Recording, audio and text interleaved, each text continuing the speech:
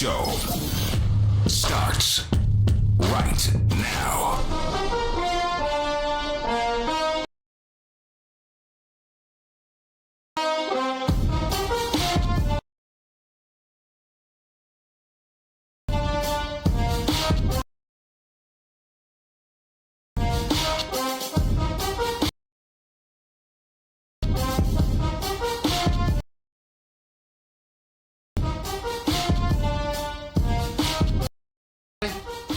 Welcome to the latest edition of the Stephen A. Smith Show, coming at you as I love to do every weekday over the airwaves of ESPN Radio and ESPN News, 250 plus markets across the United States of America. Check your AM, FM listing nearest you, plus ESPN Radio on Sirius XM, Channel 80, plus ESPN Radio. Simulcast over the live national television airwaves of ESPN News. Number to call up as always is 888-SAY-ESPN. That's 888-729-3776. The Stephen A. Smith Show is being brought to you by Credit Karma. Get your truly free credit scores and free credit monitoring with credit from Credit Karma today. That's Credit Karma, K-A-R-M-A. Get knowing. Lots of stuff going on in the NBA, in college basketball, particularly with Purdue's victory in overtime over Tennessee, who I had going to the Final Four, by the way. Just messed up my whole bracket. I was in the top 1 percentile until last night. So I'm quite disgusted about that, but we'll get into that. Definitely today as the show progresses, there's some things to talk about as it pertains to the Lakers, some things to talk about as it pertains to the Greek freak Giannis Antetokounmpo. Definitely worthy of talking about him, talking about James Harden and Houston Rockets ramrodding the Denver Nuggets, just beating them down. We'll talk a lot of NBA stuff as well. Of course, a couple of NFL items to get into as well, but baseball is on my mind, believe it or not, because it's a tale of two cities. It's a tale of two cities. And by the way, it's time for Straight Talk, brought to you by Straight Talk Wireless, best phones, best networks, no contracts. It's a tale of two cities. Because I watched the New York Yankees beat up on the Baltimore Orioles yesterday. I had no problem with that whatsoever. That was really, really nice to see. But in the MLB, at least for one day, the story was pertaining to the two-time reigning National League champions, the Los Angeles Dodgers, who opened the season yesterday smacking 8 home runs. 2 of them, by the way, by Jock Peterson, another 2 by Enrique Hernandez. Just blitzed former Dodger Zach Greinke in 3 2/3 innings. The 8 home runs tied a franchise record set in May of 2002. No team has ever hit more on opening day. You got Jock Peterson talking about how pretty crazy it was. Whenever we're working together like that, it's an exciting day out there. We all have high expectations. Here's the bottom line. The expectations for the Los Angeles Dodgers are that they'll make it to the World Series and then they'll lose yet again. The expectation for the Los Angeles Dodgers is that they'll end up being the West Coast version of the Atlanta Braves from the 90s. The version of the Los Angeles Dodgers is that of a team, whether it's the Atlanta Braves that had we went to the playoffs like 14 consecutive years, won their share of pennants, only delivered 1 World Series title, or it could be the Buffalo Bills that went to 4 straight Super Bowls and lost all 4. The expectation for the Los Angeles Dodgers is everything but what it should be. And that is a World Series championship, their first since 1988. That is the expectation for the Los Angeles Dodgers. Now, I don't know about the rest of you. But that doesn't make me feel good. It really, really doesn't. I look at this team, and thank God you hit some home runs because we're talking about somebody other than Clayton Kershaw. I get it. I understand it. But this is a Dodgers squad that's on a quest for a 3rd consecutive National League crown.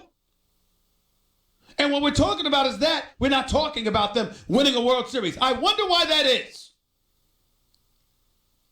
At some point in time, when you consider the taxes that you got to pay just to live in the state of California, at some point in time, the luxury of Southern California shouldn't just have a tax for the modern day citizen. It should have a tax for players getting paid exorbitant dollars, having expectations saddled on their shoulders, and never living up to them. Let's not lose our focus here if you're a Los Angelian. Let's not lose our focus here if you're a Dodger fan. The quest is a title. And we ain't talking about a division title. We ain't talking about a conference championship like a pennant. We're talking about a World Series title. The kind that the Red Sox won last year. The kind that the Red Sox used since dating back to 2004, where they delivered about 3 World Series championships, erasing a curse that spanned over 80 years. Hell, we saw the Cubs erase a curse since 1908. But somehow, some way, the Los Angeles Dodgers, with the exorbitant dollars that they spend, being unable or incapable of winning a World Series. Yes, the pressure's on. And I think it's incumbent that somebody remind them of that. That's the way I'm looking at it. That's the way I feel about it. And I'll be damned if I'm about to apologize for it. Now, let me be very, very clear. I'm a diehard Yankee fan. I'm a native New Yorker, and I'm unapologetic about it.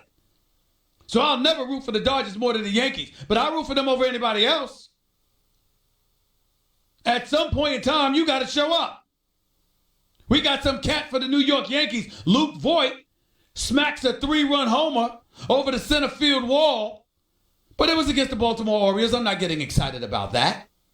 I look at the Yankees as the 3rd best team in the American League, behind Boston and Houston, but the Yankees could take it. Boston had 108 wins last year. Houston had 103. The New York Yankees had 100. Boston in the offseason signs Chris Sale to an exorbitant contract spanning 5 years, first 3 years, averaging about $30 million, and then he goes up on the mound and stinks up the joint, which is indicative to me of a team that really struck lightning in a bottle last year that I don't anticipate they'll be able to do again this year.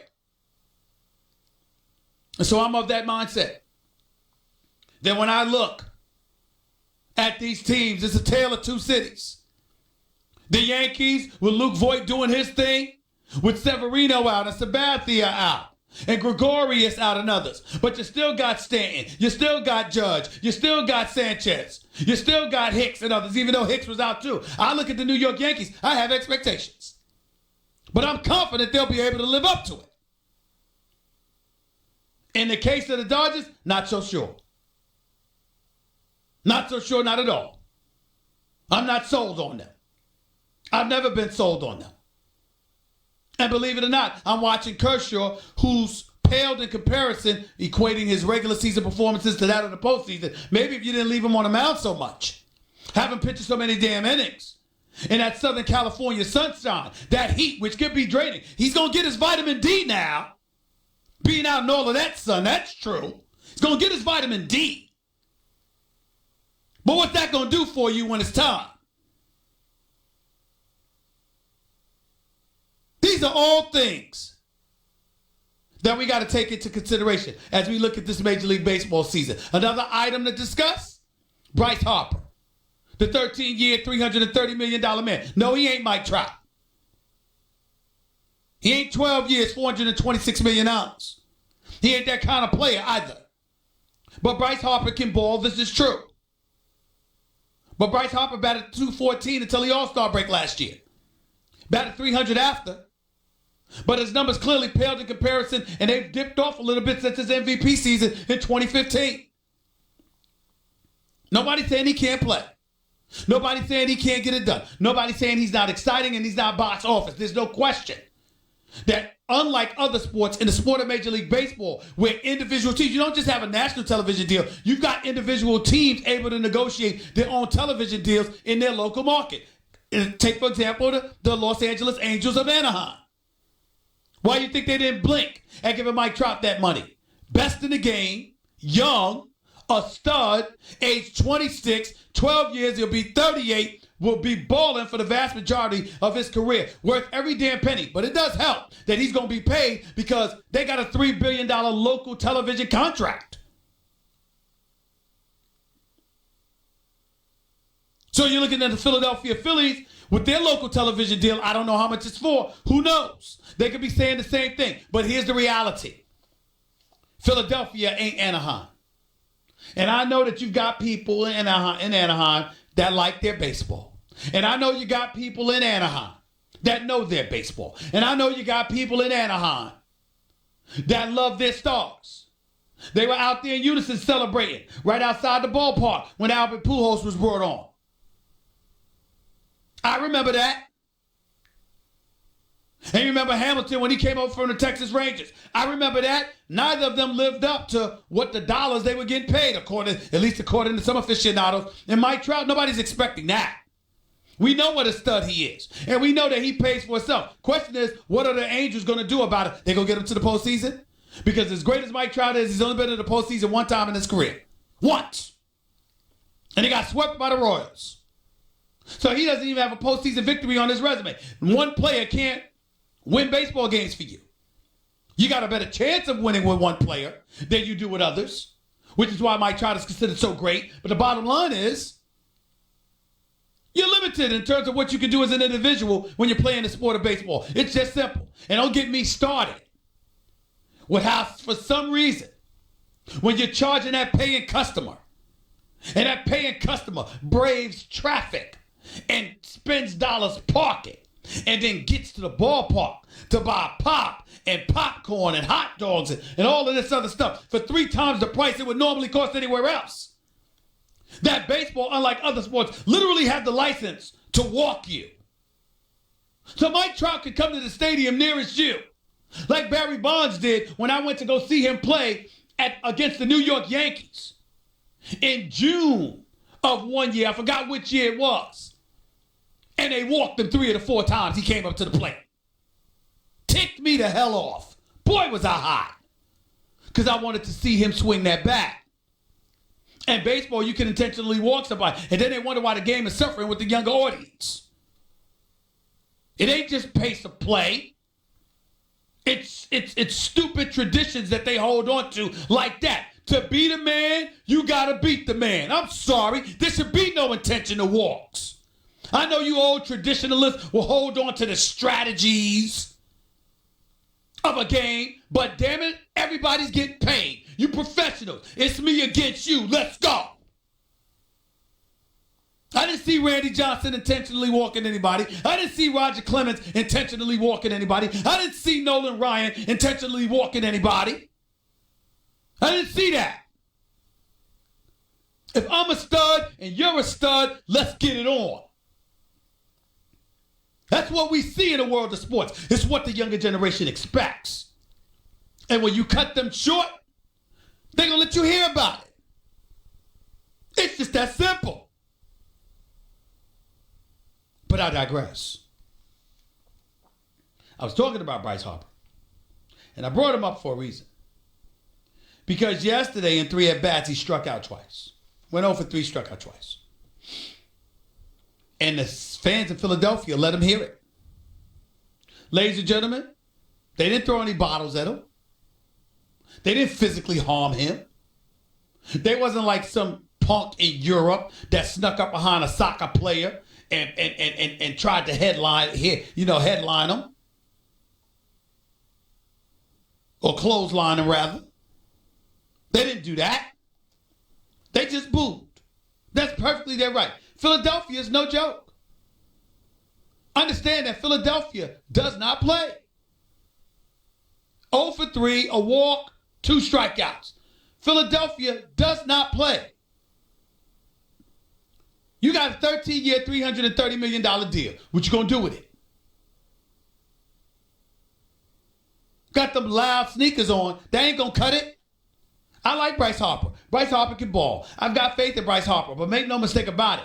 You talking about living someplace for the duration of your career, being comfortable with you and your family? Let me give y'all a little tidbit of information. Philadelphia ain't Southern California. Philadelphia in a lot of places. See, you can stink up a few places and then go into the burbs in your merry way and live your life. Nobody gonna bother you. That ain't Philadelphia. Philadelphia, blue-collar city, y'all. I'm talking about Philadelphia and all its surrounding areas. Parts of Pennsylvania, New Jersey, Delaware, all those surrounding parts. You don't get to show up in the city of brotherly love, stick up the joint, and life gonna be comfortable for you and your family. That's not how Philadelphia rolls. Philadelphia is a different animal. You can sign for $330 million. and you stinking up the joint, Philadelphia going to have a problem with you. Make no mistake about it. That's how they roll. That's who they are. And I don't have a problem with it. They don't let you hear about it. I don't have a problem with them booing Bryce Harper on opening day because what they're doing is disseminating a message, not just to him, but for the world to recognize. You don't get to be comfortable here. You get to perform here, but not be comfortable. You got to be that dude that shows up and handles your business. When Dr. J was loved, it's because we saw the doctor making house calls with the great Brent Musburger telling us so. When Bernard Hopkins was beloved, it was because he was undisputed middleweight champion of the world, delivering the goods. When Charles Barkley was performing, it's because Charles Barkley could ball. Round mound and rebound showed up on the basketball court. They couldn't hold it against them, but so much for losing to Isaiah and the Pistons. Or Michael Jordan and the Bulls. But make no mistake about it, he showed up. When they showed love to Moses Malone, 454, God rest his soul, he showed up and handled his business. When they loved their sixth-man extraordinaire, Bobby Jones, there was a reason for that. When they loved Mike Smith, there was a reason for that. When they loved Pete Rose, even though he starred in Cincinnati for years, before starring in Philadelphia, there was a reason. Charlie Hustle, the greatest nickname for a professional athlete in the history of sports, as far as I'm concerned. When they loved my brother Allen Iverson, it wasn't just because Allen Iverson was some maverick. It wasn't just because he was willing to buck the status quo from time to time. It wasn't just because he was a 6-foot guard, barely 165 pounds, soaking wet. Somebody from a size and physicality perspective that they could absolutely positively relate to and or drop over. It was because he delivered. Allen Iverson never won a championship. Tell me one person who refuted the fact that he was a Hall of Famer when it was time.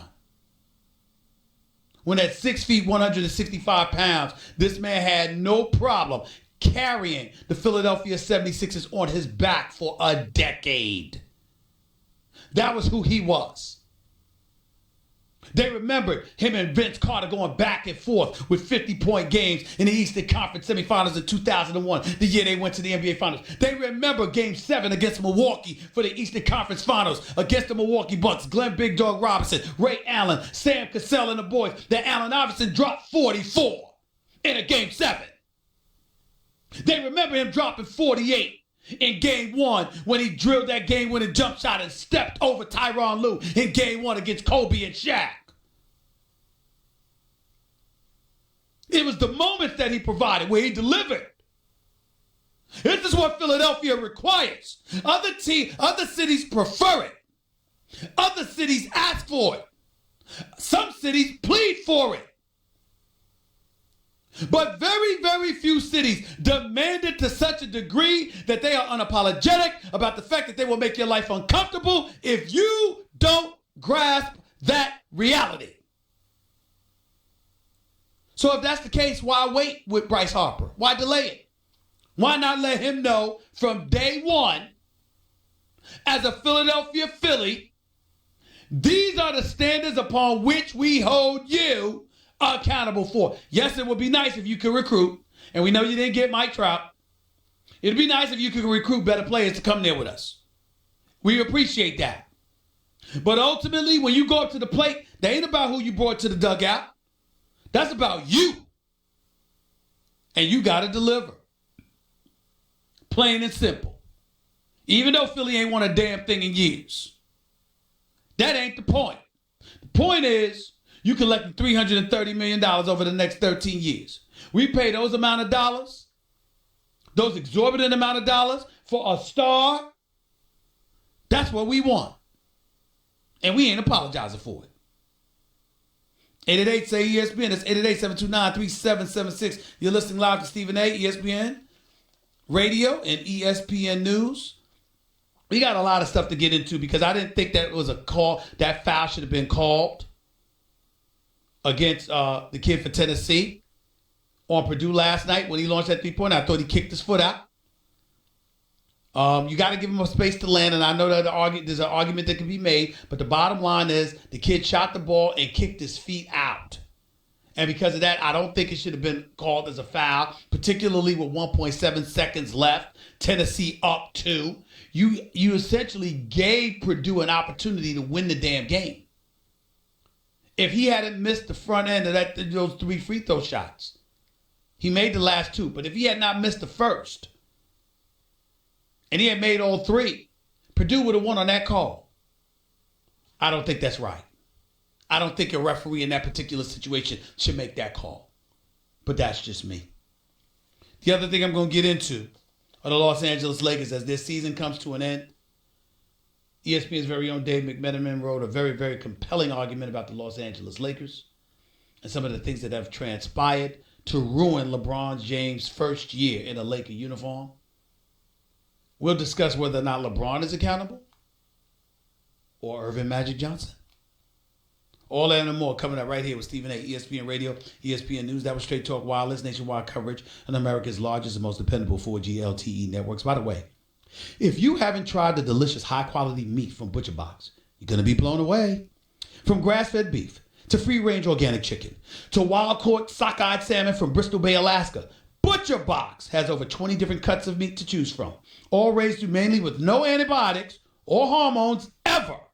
With free shipping, you can get a month's worth of the best tasting meat from Butcher Box for less than $6 a meal. I'm going to repeat that last part because evidently some of y'all are hard of hearing. Okay? Remember when we said they're raised humanely? No antibiotics, no hormones, ever. Think about that. Think about what that can do for your health as well. Plus, it's free shipping. Plus, when you think about it,